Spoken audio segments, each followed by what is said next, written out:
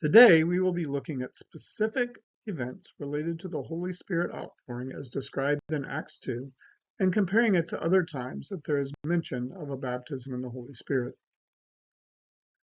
As Stanley M. Horton stated in his Acts commentary, the Bible does not give us history to satisfy our historical curiosity, but rather to teach truth. So we will use the history as given in Acts to help us reach truth about some things related to Holy Spirit baptism. The first category of specific criteria given in Acts 2 about the day of Pentecost are those specifics that are unique to that day. These include the fact that the entire church was gathered in one place, something that has not happened at any time since the Acts 2 day of Pentecost, and will not happen again until we are united after the rapture of the church. Secondly, there was a sound of a mighty rushing wind and visible sign of tongues of fire among the people. While we read about wind and fire both separately and together in the Old Testament, we did not see it mentioned together in the New Testament related to any other baptisms in the Holy Spirit. The tongues which were spoken were languages of other people who were present. In fact, at least 17 other native tongues that were evident in this outpouring. Again, there are reports even in the modern church of there being a message in tongues that has been confirmed as being an actual language spoken. However, it's not mentioned with any other New Testament manifestation in tongues that there were as many actual languages being spoken. The second category of happenings at that first outpouring of the Spirit is things that are not a one-time happening, but they don't happen at all the other recorded Spirit baptisms. These include a delay between the time of salvation and the Spirit baptism. In the case of the original apostles, there was approximately 50 days between when Jesus confirmed their salvation in John chapter 20 and their receiving of the baptism in Holy Spirit in Acts chapter 2. Later in Acts chapters 10 and 19, salvation and baptism happened at the same time. In the case of the Apostle Paul, there was about 3 days difference between his salvation on the road to Damascus and his Holy Spirit baptism. Second thing is the entirety of those present in Acts chapter 2 received the baptism at once. In some other instances, such as in Acts chapter 10 at the home of Cornelius, we see a situation where everyone in the room receives at the same time.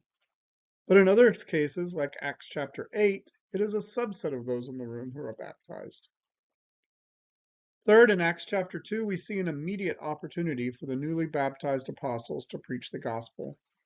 With Paul in Acts chapter 9, it appears that he begins preaching almost immediately after receiving the Holy Spirit baptism. But that is not the case in Acts chapters 8 or 10. Finally, one thing that we do see in some instances of the Spirit baptism, but we don't see in Acts chapter 2, is the laying on of hands. We see in Acts chapter 8 that Peter and John laid their hands on the believers in Samaria and they received the Holy Spirit. This also happened with Paul in Acts chapter 9. However, in Acts chapter 10 at Cornelius' house, there's no mention of Peter laying his hands on anyone when they received the baptism.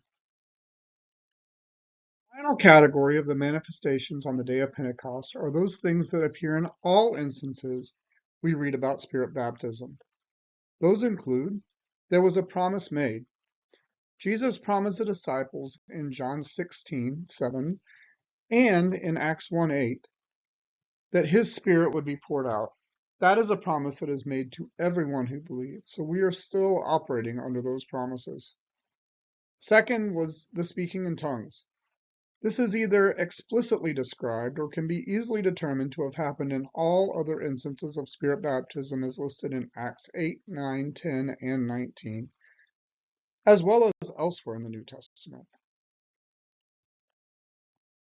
The fact that speaking in tongues is the only physically manifested element from the Acts 2 day of Pentecost that we see repeated in each of the other instances of Spirit baptism is the reasoning behind the fact that we have termed the speaking in other tongues as the initial physical evidence of being baptized in the Holy Spirit. So today we have looked at the manifestations present on the day of Pentecost as recorded in Acts chapter 2. Which of those manifestations were unique to that day? Which ones were seen in some, but not all, other Spirit baptisms mentioned in Acts? And which ones were common to all mentions of the Spirit baptism? One of the things that was heightened by the baptism in the Holy Spirit and is carried throughout the rest of the book of Acts was the unity among believers. As Dr. George Woods stated in his Essential Qualities of a New Testament Church, uncommon unity can bring an uncommon visitation of God.